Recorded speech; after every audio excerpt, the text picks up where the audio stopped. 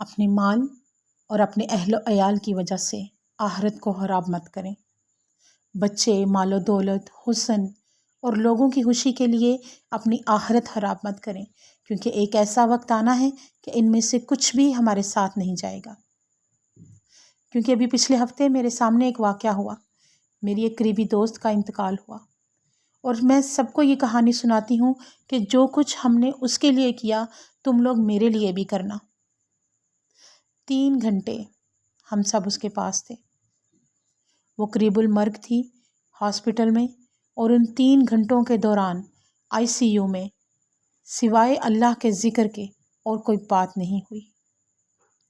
آپ جانتے ہیں مرنے والے کے پاس اللہ کے ذکر کی تلقین کی گئی ہے، وہی کیا گیا، یاسین پڑھی گئی، اور پھر ڈاکٹرز نے کہا کہ اس کا آخری وقت قریب ہے۔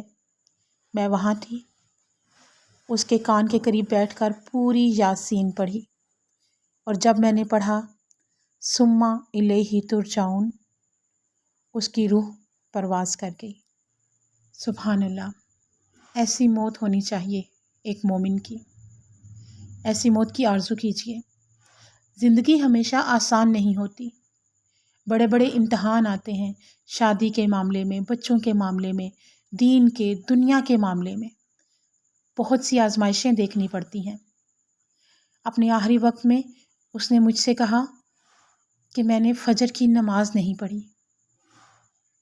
میں نے اس سے کہا کہ تیمم کر لو۔ اپنے آخری لمحوں میں اس نے تیمم کیا، نماز فجر پڑھی، اور اس کے بعد اسے انہوں نے دوائی دے دی، لیکن وہ دوبارہ نہیں اٹھ سکی۔ اور ہم بالکل ٹھیک ہیں، کوئی مسئلہ نہیں ہے، اور ہم فجر کے وقت سو رہے ہیں۔ کرنے کو ہم بہت سے دعوے کرتے ہیں، مگر جب آخری وقت آئے گا تو وہ اللہ ہمیں دکھا دے گا کہ وہ کون ہے اور ہم کیا ہیں۔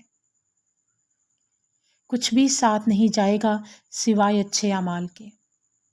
اس لیے کوشش کیجئے کہ آپ جہاں بھی ہوں، جیسے بھی حالات ہوں، آپ کی ذات سے سب کو فائدہ پہنچے، اپنے لیے اور اپنے ارد گرد کے لوگوں کے لیے خیر کی وجہ بنیے۔